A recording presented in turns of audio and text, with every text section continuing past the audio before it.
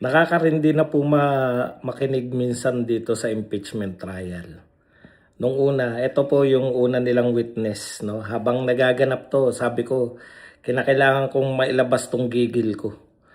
Una po nilang witness, ngayong araw na ito, July 29. Ikasampung araw po ng impeachment. Ang una po nilang witness, yun pong Land Bank Branch Manager dyan sa may malapit sa, ay dyan po sa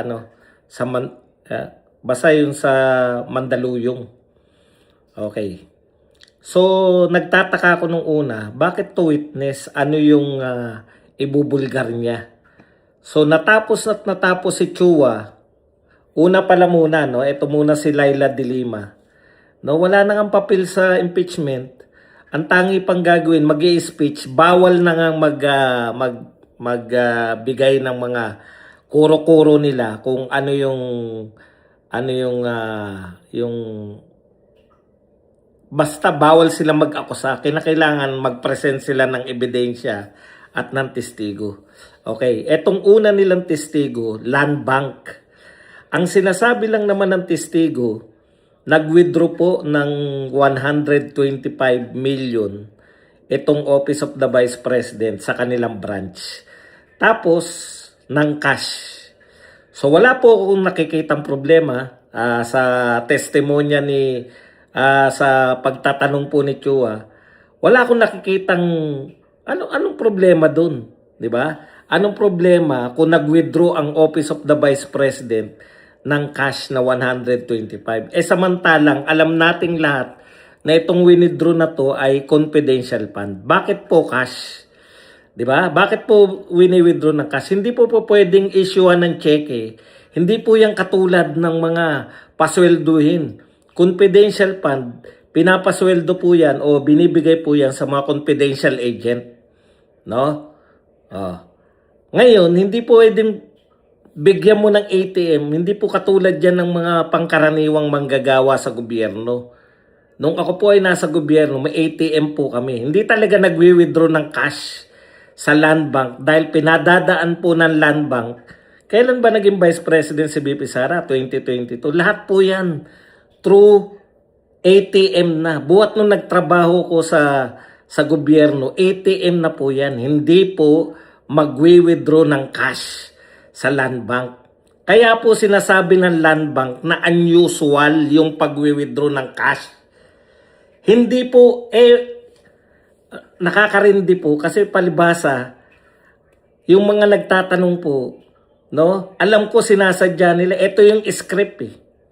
Ang script po nila, doon po sila sa unusual, yung sa nasabi nito, wala pong sinasabing magnanakaw si BP Sara. Wala pong sinasabi na ninakaw yung pera o yung pera tinago. Wala po. May nag-withdraw lang. Nagawan na po nila ng kwento. Ang kwento po sa utak nitong mga senador na to, na yung perang withdraw na yan, unusual. Totoong unusual yan dahil hindi naman yan pasweldo.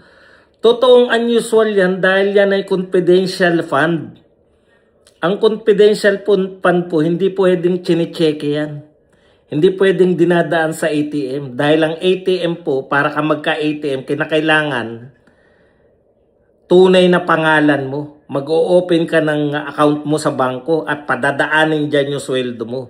Wala talagang i-withdraw na cash sa mga malalaki. DepEd man o Office of the Vice President man. Lahat ng pasweldo nila, lahat po yan through ATM.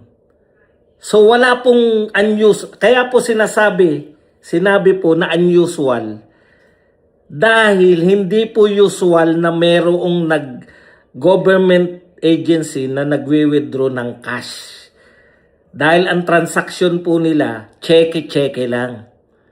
So naglalabas po ng budget, yung mga pasweldo po, kukunin po yan through ATM na. Wala po talaga. Ito po confidential fund.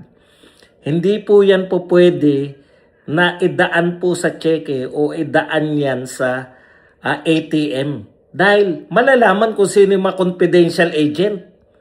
Malalaman kung kanino nagbayad ng mga confidential na yung kuta ng mga special agent, yung kanilang anong tawag doon?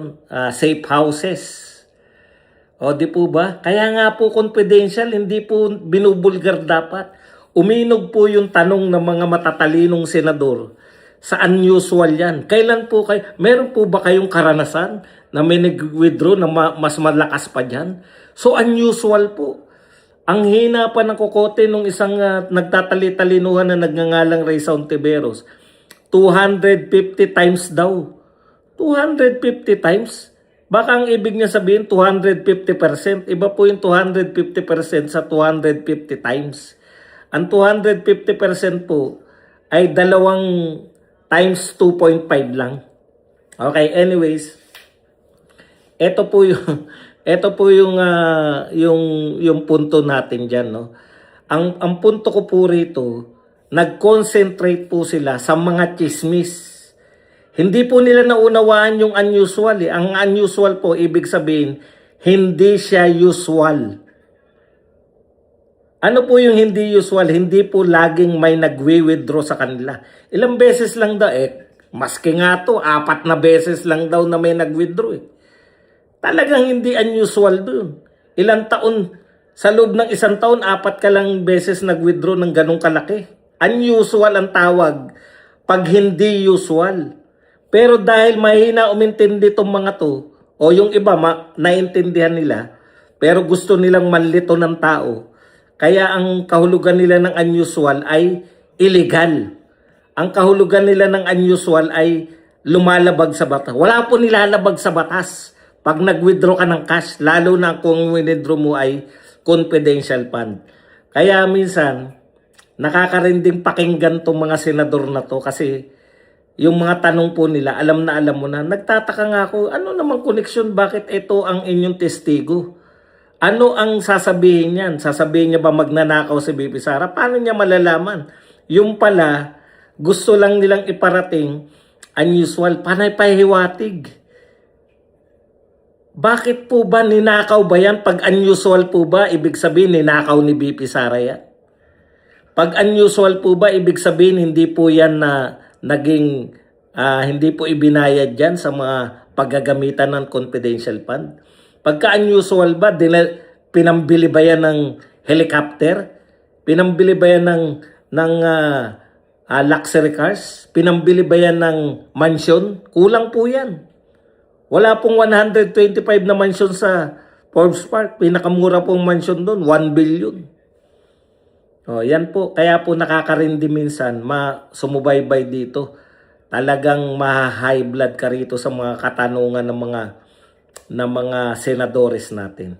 Yan lang po. Habang pong nagpapatuloy po to, magbibigay po tayo ng mga komento maya't maya, minuto dito po sa Badong Aratilis Vlogs.